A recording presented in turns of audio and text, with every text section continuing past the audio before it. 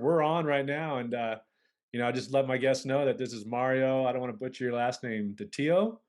Dattilo. Yep. Dattilo. We met in a mastermind group, and a little bit about your profile that you said that you won a little bit of Muay Thai that we just covered, and that you invest in mobile home parks. So that right there piqued my interest, and I'd love to learn more about it, how you got into it, and tell us, what the future is of it. Tell us all. We want to know all about it. So I'll give you the mic.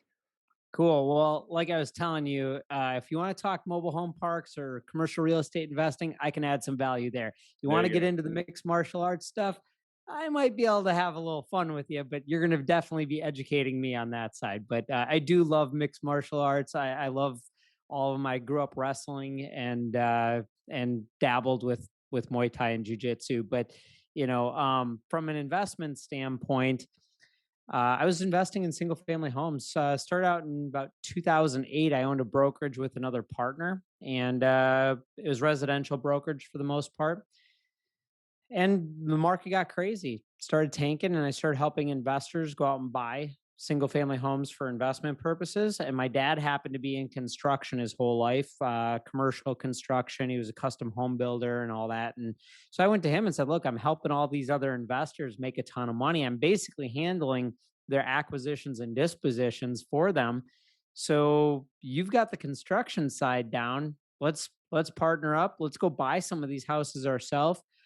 You rehab them, I'll handle the exit on them. And so we did that for several years. And in 2009, we started investing in Florida. I was in Minnesota at the time and started investing in Florida, fell in love with the market down here, mostly because there was just, hold on. You're going to have to edit that. My Zoom logged me out. You're good. Um, So in 2009, started investing in Florida, really loved it. And mostly because there was just tons of blood in the streets. Think 2009 real estate, and then think Southwest Florida as the kind of epicenter, ground zero for everything bad that happened. And so it was just a great place to invest. So we started investing down here, and around 2014 got the itch to start investing more in commercial assets. I mean, buying single family homes and rehabbing them and selling them is a great business. You can make a ton of money, but it's a job. And so when you start running out of assets to trade, you are out of business basically. And it was just, the market had changed. It was really a distressed market that we were investing in, and it was very opportunistic. Where around 2013, most of that 2013 2014, most of the distress was gone, and we were having to go and start marketing to homeowners and things like that. And that's just not something we wanted to do anymore. So we started looking at apartment buildings. We thought apartment buildings were overpriced at the time and that we might miss the window back then. And a buddy of mine who was a commercial banker, called me up and said, look, this other bank here has this loan that's coming up. They want to sell it. It's non-performing. It's not an apartment building, but it's a mobile home park. It's just kind of like an apartment building, and it had a lot of common traits to an apartment building. And looked at it, did some quick homework. It was close enough to where we felt confident that we could implement a business plan there. And so we ended up buying the loan from the bank, foreclosed on it, took it back, and that was our first deal. And ever since then, it's really been mobile home parks with a touch of self storage. We own self storage as well, but I would say our the majority of our portfolio is mobile home parks. We manage our mobile home parks, where the self storage is third party managed. That's kind of been more just a side investment for us. But yeah, so we love it. It's been a great cash flow asset. And in the last probably 2 to 3 years, it's gotten to be very well known asset class. Before then, when we started buying in 2015, it was just nobody knew what it was, and it was kind of like, oh, you're buying trailer parks? What the heck is that?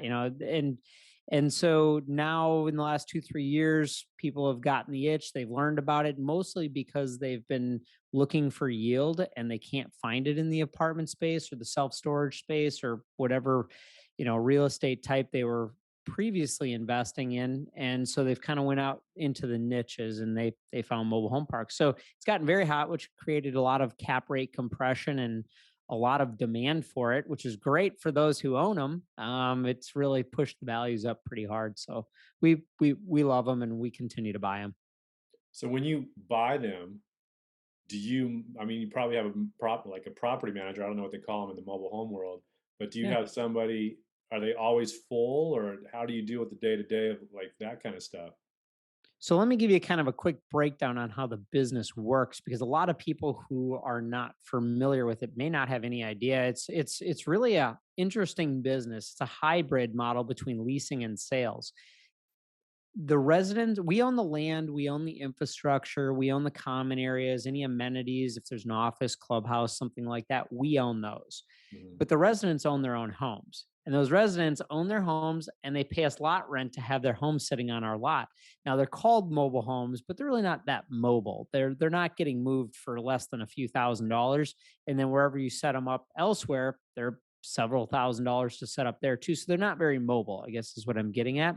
Mhm. And so you've got kind of this leasing model, but then you've got a sales model as well. So we'll bring in homes, put them on empty lots that we have. We'll sell that home, and then the tenant then pays us lot rent every month to have it there in addition to their utilities and things like that. Most of the communities that we've bought are, they have probably 80% occupancy or so. So there's typically a good 20% that we can infill. But after they're full, I mean, it's really just it's no different than an apartment building in the sense of we collect rent, we collect utility. If we're billing back any utilities, we collect that.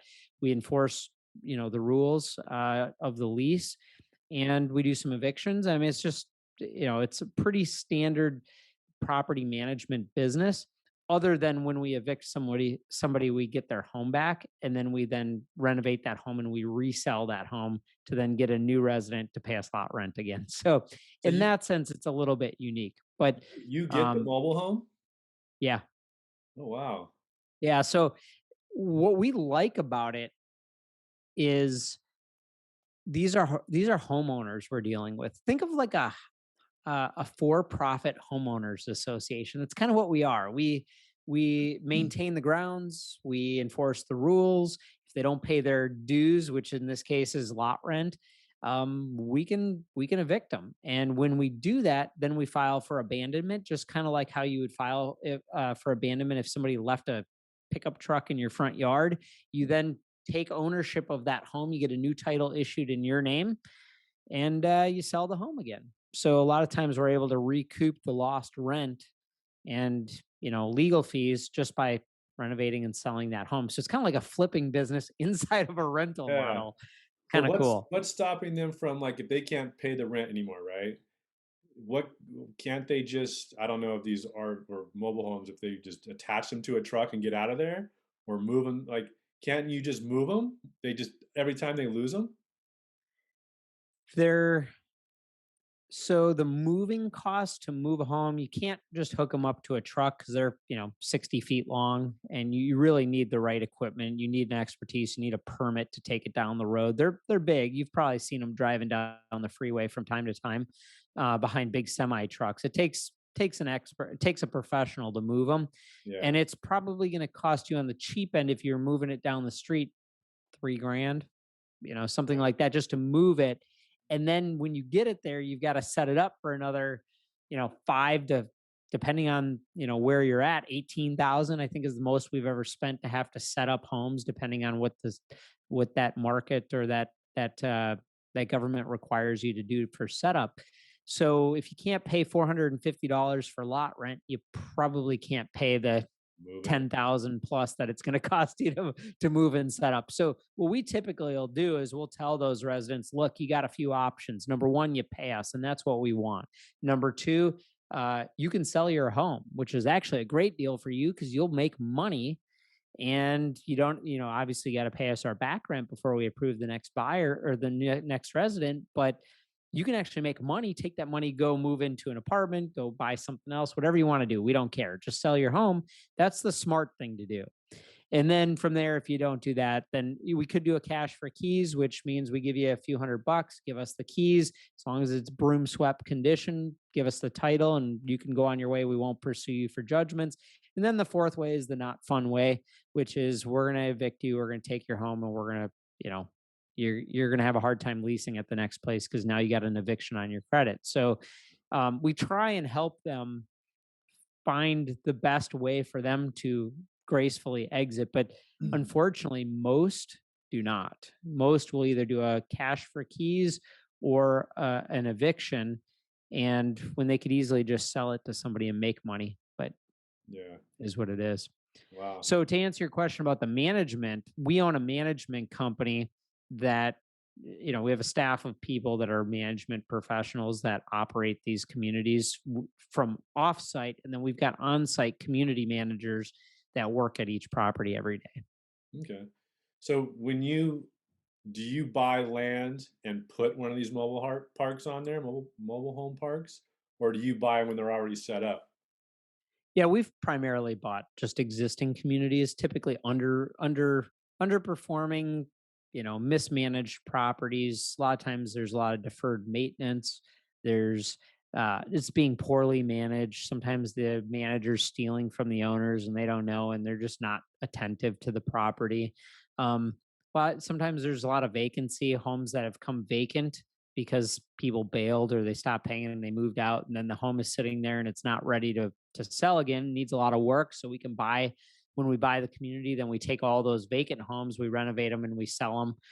But yeah, development in the manufactured housing space is just starting to happen again. It's so rare. I mean, you haven't there's not been any mobile home parks developed of any volume in decades. And a lot of that has to do with the economics of it.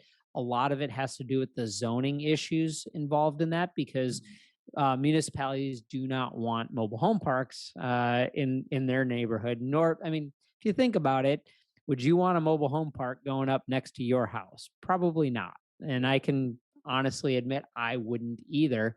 And so it's logical why it's being, it's fought. Plus, there's some tax reasons. There's not a lot of tax dollars that come from mobile home parks because if you think about it, it's vacant land with a bunch of cars sitting on it is the way they're taxed. So versus a nice big apartment building or office building or the government isn't real excited about the tax dollars that come in from a vacant parcel versus some of these other higher tax higher taxed properties, higher valued properties. So there it's very difficult to develop them. It's not still not real financially feasible to do it. And if you got the land, you're probably going to put up apartments or something. So what's actually happening, it's interesting that you asked that too, Josh, because what's happening is, and why we like the space is it's actually a higher demand. It's the asset is becoming more and more in demand because affordable housing is, you know, you hear about it on the news all the time, right? There's no affordable housing out there, and they're actually being redeveloped into other things like apartments or office or whatever property type is advantageous in that location. A lot of these communities used to be fringe. They're out on the outskirts of cities. And what's happened is the urban sprawl has kind of grown around them. So now they're in great locations. There are these old mobile home parks that have just been built up all around. And so it's a covered land play. Some developer comes along, offers some crazy amount of money for it, more than it's worth as a park in some cases, and it gets redeveloped into other things. So you have increasing demand, decreasing supply, which is just a beautiful storm for community owners. And they're hard to develop new ones. So you have no new competition. If like for our storage properties, I do have the concern of another storage facility going in across the street and them running concessions for a couple years and emptying me out. I don't have that issue with mobile home parks. There's nobody's going to put a mobile home park in across the street from me. So it's a very limited competition as well, which is just phenomenal. Have you had any developers come and offer you a big chunk of change for your, Definitely. and do you take it Yeah. or do you just wait and We've sold two commercial assets so far. One was a self-storage facility in Panama City that was wiped out in Hurricane Michael. When I say wiped out, I mean it was leveled. It was totaled. We think a tornado came in behind it. behind the hurricane and wiped it out. And that was really because we're not developers. We wanted to take the cash and go invest it into something else that was going to produce income quicker. And so, with combination of insurance and a great location on that land, we did really well on that deal. That was sold to actually another storage developer, and then the other mobile home park, the other asset we sold was a mobile home park, and that was sold to a family office that happens to own communities and in really good paths of progress. They'll buy these mobile home parks, and I'm sure you're familiar. Family offices typically are generational thinking. They're buying an asset for, 3 generations from now. They're going to hold it for the very long term. So I'm sure they were buying it as a park to operate as a park, but the long term play on that, I'm confident, is a redevelopment move. So Okay. So how do you think your single family and your commercial like trained you for the storage unit and the mobile home park? Did they was it gradually, did you put yourself in it, or did you say, okay, I'm done with the single? I think you said in the beginning you were over the single family ones, but what transition? Like what did you see there? So you're saying how did maybe the single family world transition me into the commercial? Is that kind of what you're asking? Much better said, yes. Okay, yeah. So I just want to make sure I understood what you're asking. I think real estate is real estate. Okay. So whether you're buying a single family home to either rent it out or sell it, or you're buying a, commercial building or a, mobile home park, it's still real estate. So a lot of the same principles apply, especially when you go commercial to commercial. So if you're looking at a mobile home park and you're going to go buy a, storage facility, there's a lot more in common there. But I think from a transactional standpoint, the acquisitions I definitely knew from the single family side, and that's just people. I mean, whether you're buying a car, a single family home, or a mobile home park, you're still dealing with people. And so I think I learned a lot from the single family home investing side by being able to negotiate, being able to value properties and understand that you make money when you buy. And so a lot of that came from single family. I didn't understand, I shouldn't say I didn't understand. I didn't understand well valuing assets based on a cash flow model versus a comparable model. So on single family homes, they're valued based on what the home next door is worth and what it's sold for. Where commercial real estate is very different. You're buying streams of cash flow, and that's how they're valued. So you could have two identical properties on the same street. One's producing double the income. It's going to be valued at a much higher value than the one that's producing low, but they could be the same identical property. And so I had to really learn that aspect of it. And there's a lot more due diligence on the commercial real estate side than single family. Single families, I mean, you might get a survey if it's outside of a planned development. You're going to get an appraisal if you're doing any sort of financing. But generally speaking, it's pretty straightforward. I mean, it's title work, survey, whatever. For commercial, you've got layers of due diligence, um, physical, legal, and financial due diligence involved.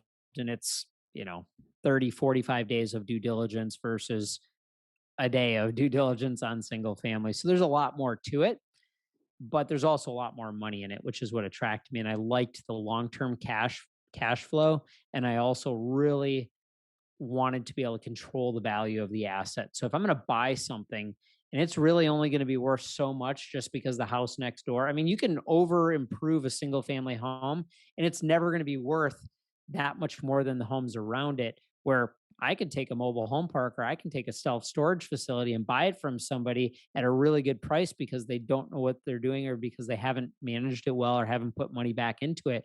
And I can force the value up and create value with that, um, is if based on as much income as I can get it to produce. And as I increase the value, I'm also increasing that my cash flow on it and my return that I'm getting now on it. So there's just a ton of reasons why I made that transition. But single family homes is a great way to start out, and you don't have to though. And if I would have started over, if I were to start over, I wouldn't. I wouldn't start buying single family homes. I'd go right into commercial real estate if I had that, if I knew about it.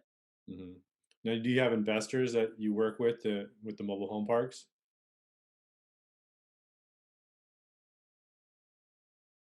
Nope. You there?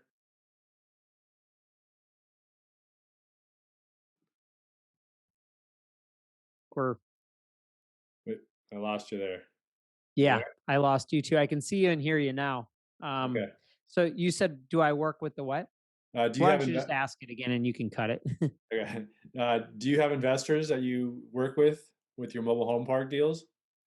Yeah, so we've got just a small handful of limited partners that invest with us on all of our deals, and they're very scalable. And we've got a great relationship with them, and we've really been blessed to have them early on in our commercial real estate investing career because we didn't have to go out and raise $100,000 at a time from a ton of investors. I mean, it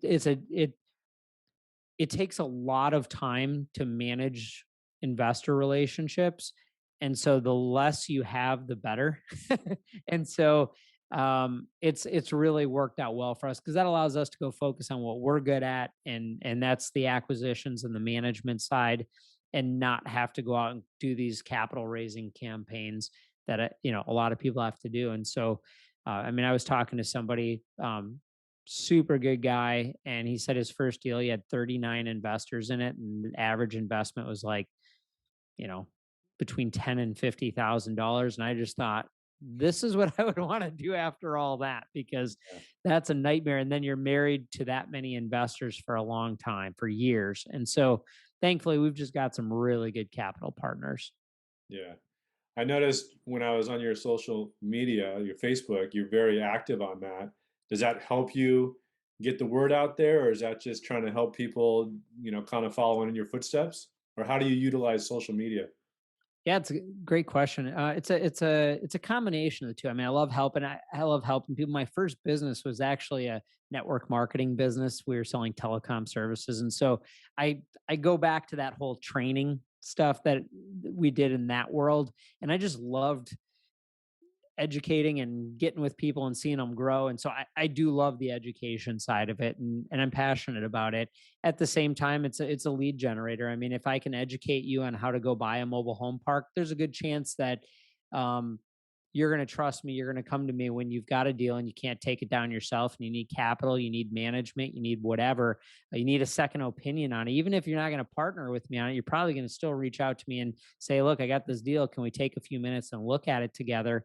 And so it creates a pipeline of deal flow to look at. And a lot of times what I get from social media is just the deals are too small or they're not a fit, but I can still point them in the direction of good lenders, point them in the direction of good partners for them potentially. And so it it helps me look at a lot of deals, is what it does. I get a lot of people reaching out to me asking if we're bringing on additional partners, investors and things like that, and we we turn them down just because we don't need more capital. We have more capital than we have deals right now, Yeah. but it's a great way to get out there and kind of show that we know what we're doing, and what we're doing in the space. It's a very niche space. There's not. I mean, if you think about it, there's about 44,000 mobile home parks across the country. That's a really low count compared to most other property types. And so there's just not a lot of people in the space. So I think it's helped to kind of stand out and be able to it's a good differentiator from myself and other commercial real estate guys out there. And I'm launching a podcast pretty soon here in the next few weeks, and that's going to go a little bit more broad, talking to people who are in all real estate types, more specifically commercial real estate. Mhm. But in that case, I'm probably going to be one of the few mobile home park guys that are on that, not by choice, but it's just not that many compared to Yeah. other property types. You said there was 44,000 in the US? Yeah. That seems really low. I mean, I can drive in Huntington Beach and see about 4 or 5 on Beach Boulevard. That's surprising. I thought there'd be a lot more. Yeah. And it's decreasing. So, Okay. I mean, if you think about it, California, Arizona, Florida, Nevada, the Carolinas, you're going to see a lot of mobile home parks. Mhm. Um, in the Midwest, and you're going to see a lot of nice mobile home parks, especially in the Florida, Arizona, California. There's a lot of nice communities there just because people go there for retirement. So you've got these kind of amenity type communities, but the rest of the country is really affordable housing in what you would think of as a trailer park, right? Not saying that the stigma is true about all mobile home parks, but there's not that many. I mean, if you think about that, that's less than 10,000 communities in each state, and the bulk of them are going to be in the states that I mentioned. So um, there's not as many as you'd think. And then you compare that to apartments, which I don't know how many there are, but it's probably, you know, 10, 20 times that, Yeah, especially if you're going down to sub 10 units.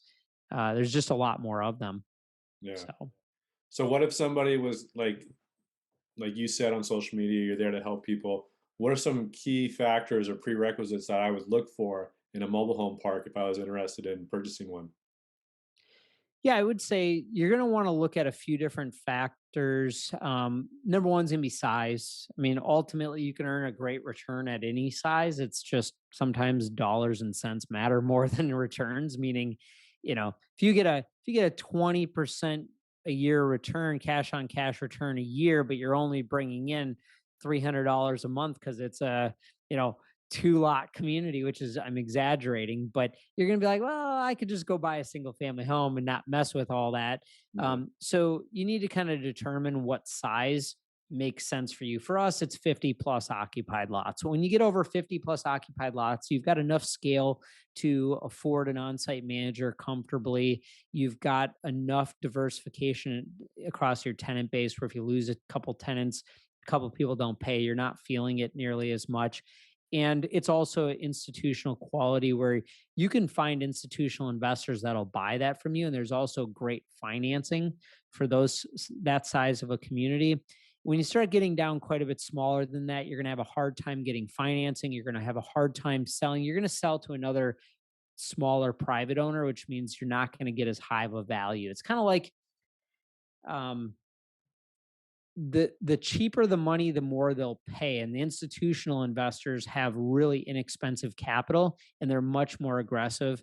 And so you can sell on if you invest in businesses and you'd be thinking of like a multiple, but you'd be able to sell at a much lower cap rate, which is really just an unlevered return, which is like if you bought a property, and I'm kind of getting granular here because there may be some listeners who aren't familiar with how to value commercial real estate, but it's really just a return on your investment if you didn't have a mortgage. So just a and so those bigger guys will buy the bigger stuff. They won't buy the smaller stuff for obvious reasons. And so think about size, think about utilities. Mobile home parks are unique in the sense that you're going to find a lot of them that have private utilities because, like I said, a lot of them were out on the outskirts of town for a long time, and there was no public utilities. There were no city water and sewer there, so they had to have a well and septic, or they had well and a wastewater treatment plant, or a lagoon, or these different types of private sewer systems that you might not see in other property types like apartments and things like that that have always been built in urban areas or more developed areas. So you need to kind of decide what risk tolerance you have, what kind of utilities you want to deal with. Obviously, city water and sewer are going to be your best option just because they're low hassle. The city deals with it. They pump it to your property or pump it away from your property. And it's pretty straightforward. There's not much maintenance on it. And there's not a lot of regulation around it. Where the private utilities, you've got regulations. You're dealing with health department, EPA, DEP, things like that. And so it's just it's something to take into consideration. Obviously, your public utilities are going to be in higher demand, so you're going to get a higher value when you go to sell those assets versus the private utilities. Mhm. But I would say that in geographic area, you want to be in markets that are you're in California, right? Yeah. So I wouldn't recommend looking for mobile home parks in California because you're not they're number one overpriced, and number two, it's a horrible state for landlord tenant laws. I mean, if you want to have a lot of headaches and earn a low return, it's a great place to invest. But otherwise, I'd avoid California, Illinois, and some other states that just they hate landlords and they're very tenant friendly. So you Okay. need to really think about not only a return, but you need to think about what is the political stance and what are the regulations. in your state or in the state that you're looking at, and how is that going to affect how you actually operate that property? Because it's like a business. If you're in a business that's heavily regulated, there's additional costs and there's a lot of headaches, and there's also it also limits who's going to buy your asset on the back end too. I mean, if you brought me a great deal in California, I'd probably be like, no thanks, because I don't want to deal with that, and that's going to weed out a lot of. And I'm not picking on California, Oh, pick Illinois, on for it. example. It's a shit show out here. Yeah, I mean, you're going to weed out a lot of great buyers for a property depending on the market. So it's important to think about that too. I would say those are kind of the main things to consider um, initially if you're and that's similar in a lot of commercial real estate, but specifically mobile home parks. Well, does it matter? Because I was thinking before you California is not gonna work, but would it matter that you were like, say, Florida, if you were Orlando area around Disney World? Is that a plus or a minus, con or pro for, mobile home parks? Would Oh, you it's a pro. I mean, it's a reason for people to want to be there, right? And with just using the Orlando, I was just there yesterday. You know, we're looking at employment drivers, jobs, diversity in the job world, and what companies are employing people there, what the median home value is, along with median household income. All those things are really important because what you're targeting is someone who wants to live in an affordable community and own, but can also afford it. So there's areas that are going to be too low of income where that whole ownership lot rent model isn't going to work really well. If the rents are too low, it's probably just going to be a rental market. And there are communities out there that are just rental communities, meaning the park owns all the homes and they just rent them out like apartments. And that's a business model we don't really like. And most of the lenders, appraisers, anybody who, most people who have any scale in the industry avoid. But so yeah, the demographics of the area. So a place like Orlando would be great. I mean, expensive, um, and a high demand for affordable housing. I mean, Florida is one of the most expensive markets for mobile home parks for that reason. Um, it's very high demand market to be in. People want to own homes there. They want to live there, and it's population growth. So we're looking at what's the trend. Are people moving here? Or are they moving away from here? And if I was looking at Illinois, they're moving out in droves. New York, same thing, where they're all moving to Florida. So you want to own real estate in places that have growing demand and are expected to grow for a long time. So yeah, we look at markets from a demographic standpoint a lot. hmm. So I heard you mention storage units as well. How did you get into storage units? Really, we liked them. Just it's kind of weird. We were just talking about this at this conference earlier this week. For whatever reason, uh, mobile home park investors tend to buy storage, and storage investors tend to buy mobile home parks. I don't know what it is. They're both kind of grittier, niche property types that cash flow really well and have kind of a I don't want to self storage has gotten sexy over the years because now they're building class A buildings, two multiple stories and they look really nice. But for a long time, they were just big warehouses divided up and with a bunch of overhead doors, big sheds basically. And Yeah. so they weren't attractive. They weren't pretty properties. And so for us, we liked the fact that storage is 1 month lease, your month to month leases. So it's really good for inflation. Let me back up because I think this is really crucial. And I think it'll probably help your viewers, any of them that are interested in investing in anything, even if it's not real estate. I always tell people you should really think about what your outlook is on the economy and where it's going macro, right, over the coming years. Mhm. And if you think the economy is going to get really good, it's going to get better, people are going to have more, income that they can buy luxuries or they're going to have a lot more spending power, you might want to be in the luxury world. You might want to be buying class A apartments, really nice hotels. You might want to be investing in, you know, uh, high-end car manufacturers, whatever, because people have the money or are going to have the money for those luxuries. If you have a little bit more pessimistic view, where you feel like based on what you're seeing, the economy is going to get worse, people are going to have less money in their pocket, they're going to be more focused on having a roof over their head versus having a really nice roof over their head. and they're going to be looking for more affordable options, then you want to invest in things that are going to do well in that type of an economy.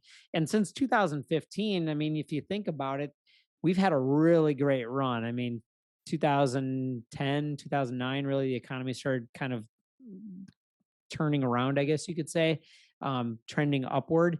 And here we're in 2022 and we're still running really well. So in 2015, we're going, all right, 7 years. We're kind of, prices have gotten a bit high and things should be turning around soon. So we started looking at things that would perform well in down economies. And historically, mobile home parks and self storage have performed very well in poor economies, and for different reasons. Storage, and kind of jumping back to the storage, it performs really well when you've got inflation, because you can just keep up with inflation with rent increases monthly. Also, you have pretty low turnover costs. So when somebody doesn't pay, you auction the unit, and usually there's not much in there. So you sweep it out and you lease it to the next guy. You have very low turnover costs.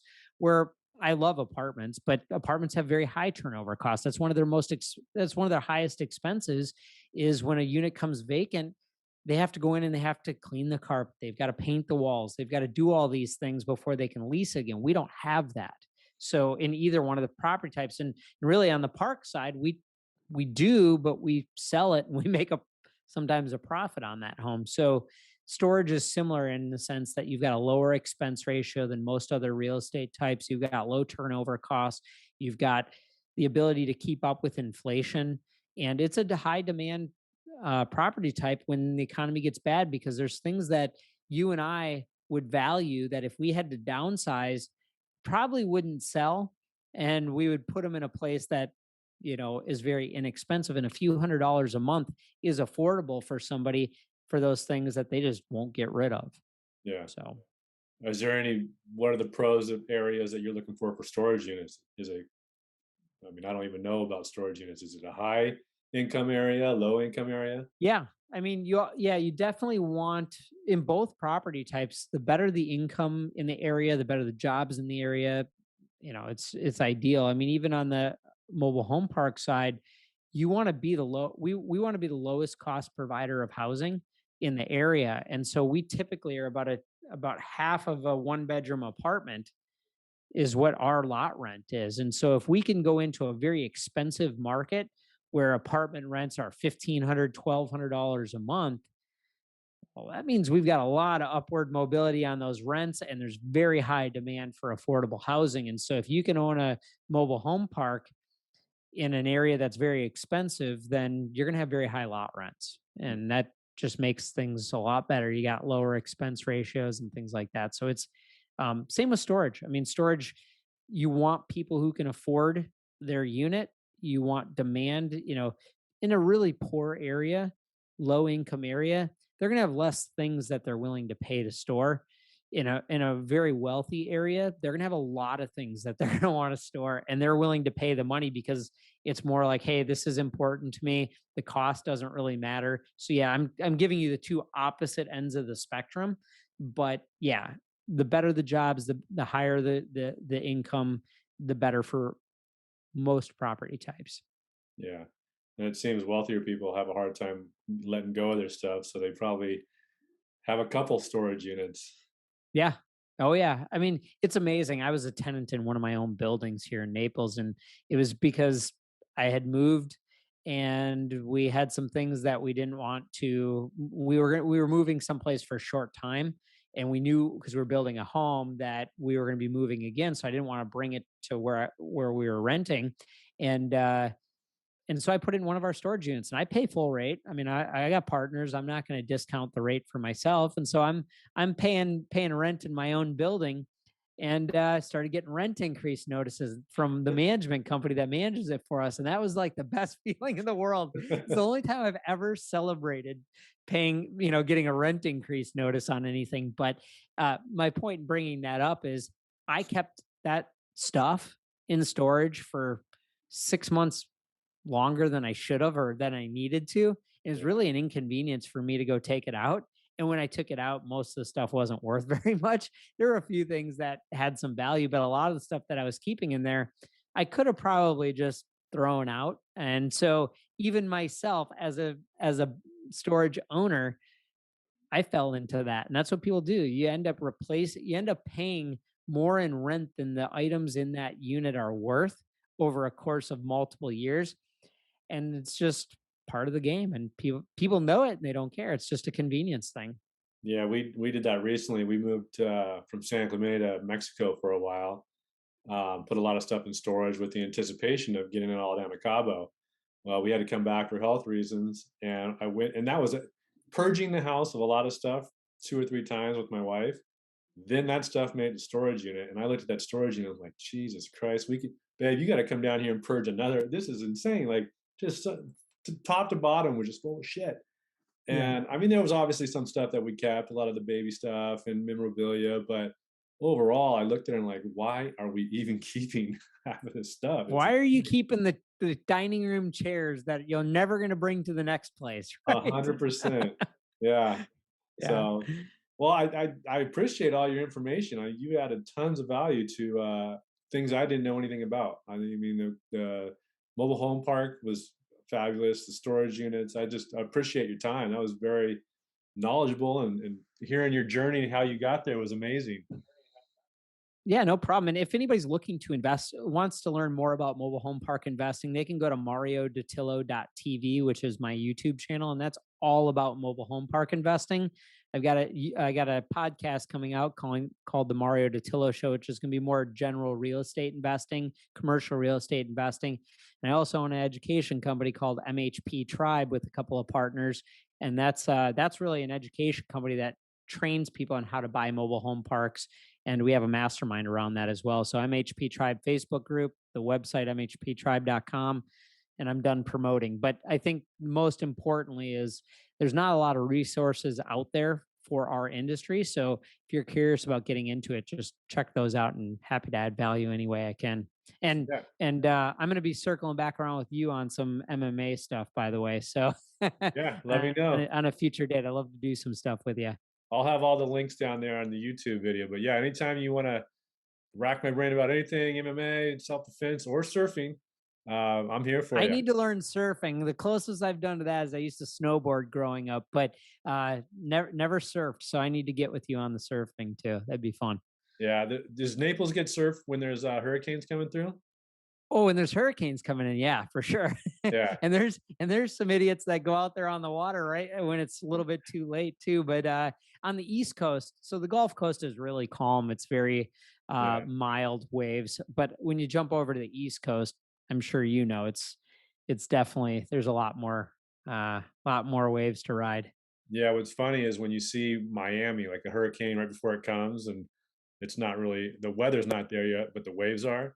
You'll see 6 to 8 foot surf with all those people on my South Beach or whatever the beach is, partying and having fun. You'll see the surfers out there getting barreled and stuff, and it's like two totally completely different worlds. The partiers and all that stuff, and then you got the surfers out in the water enjoying the surf. Yeah. Well, that's what we do in Florida. Anytime we see a hurricane come, we throw hurricane parties. So it's kind of like, yeah, it makes sense. Go hit the waves while you can Yeah, before the storm comes. we get them in Cabo every now and then. We're down there, and it's definitely. I mean, that's what we do. We surf bigger waves and love the storms that come with them. So, Mario, I appreciate it. Thank you very much. I'll have the links in there so people can reach out to you. But thank you for your time today. I really appreciate it. My pleasure, Josh. Thanks for having me on. All right, thanks, Mario. See ya. See ya.